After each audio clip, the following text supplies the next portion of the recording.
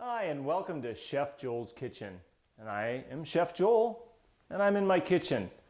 I want to thank you for joining me today for my first episode of Chef Joel's Kitchen. I'd like to tell you a little bit about myself so you understand where I'm coming from and what I have to offer you today. I have had a lot of experience in the food service industry over the last 25 years, notably as a culinary instructor at Capilano Community College and a nutrition instructor at Valencia Community College in Orlando, Florida. I love cooking and I love sharing information with people because I feel that what we know, we need to share with people, because why are we here if we don't share information of what we know with others that can help them?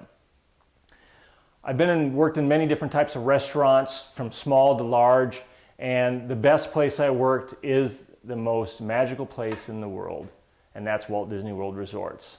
I was there as a chef for many years at the Polynesian Resort in the Yacht Beach, and then I had the great opportunity to join the product development team as the culinary development and special dietary needs manager for Walt Disney World Resorts, where I had the opportunity to just meet some great people, work with great people, and develop a program to serve people with special diets and food allergies. And Walt Disney World Resort is still known for that. So I'm bringing that experience with me to share with you today, and with anybody that wants to learn about safe food preparation in the kitchen. I'm also an author. Just released a book called Serving People with Food Allergies, Kitchen Management and Menu Creation for the food service industry to help restaurants. Today I'm really going to take you through one simple piece, and all about food safety. That is the most important piece that you have to deal with in the kitchen. And when it comes to food allergen safety, that's keeping those food allergens away from your family members or those in your restaurants, you need to plan to prepare food safely. So the really thing I'm going to talk about is the difference between cross-contamination and cross-contact. Now, in the food service industry, we talk about cross-contamination, and that really talks about physical, biological, and chemical contaminants that can get into food.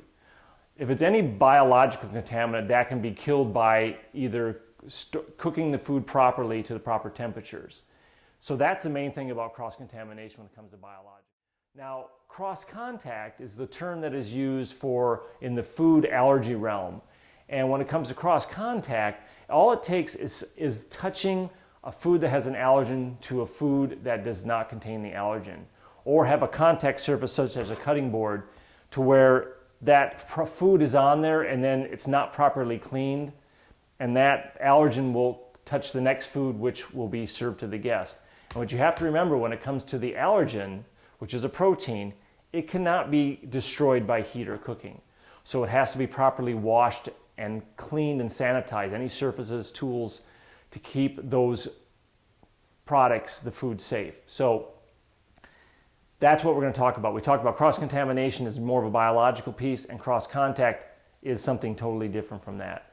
So when it comes to preparation at home and in the kitchen, I like to use color cutting boards. And here we have a variety of color cutting boards, and these are boards that I've received from a company called Jamar, which specializes in food safety tools and other equipment for food service operations. And at home, you can buy different color cutting boards in the grocery stores or at any retail store that carries cutting boards. And what we have is different ones for different food preparations.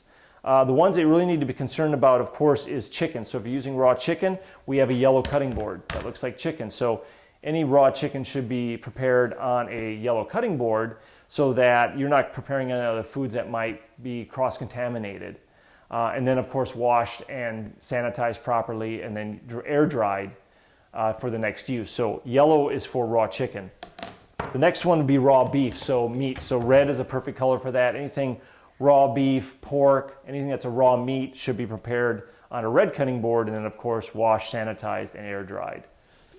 The next one is seafood. So there's different boards. There's sort of a bluish board, or there's this colored board, a beige board for seafood. So anything that's like fish, shellfish, anything like that is great to prepare on this. And if you have a food allergy to shellfish, then you know that you're using just this cutting board to prepare seafood on, and no other seafood is going to be prepared on any other board.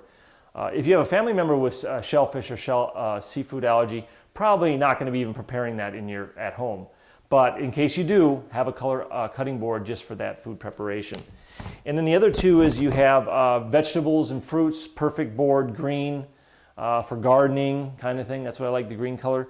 Fruits and vegetables, perfect board for that. But you also got to remember, you still have to wash, sanitize, and air dry this before you use it again, because of bacteria can grow on these as long, if they're not cleaned properly. And then the last one is for milk, a white one. Any type of cheeses, milk products that you have to prepare on a cutting board, use a white cutting board. You'll find many cutting boards out there in the stores are just all white. Well, you can get confused if you have multiple white ones, or you don't clean them properly and you make a mistake if you said you did chicken and then you forgot what board it was, you didn't clean it properly, and then you tried to prepare produce. So color cutting boards are probably one of the most important things to use in your kitchen.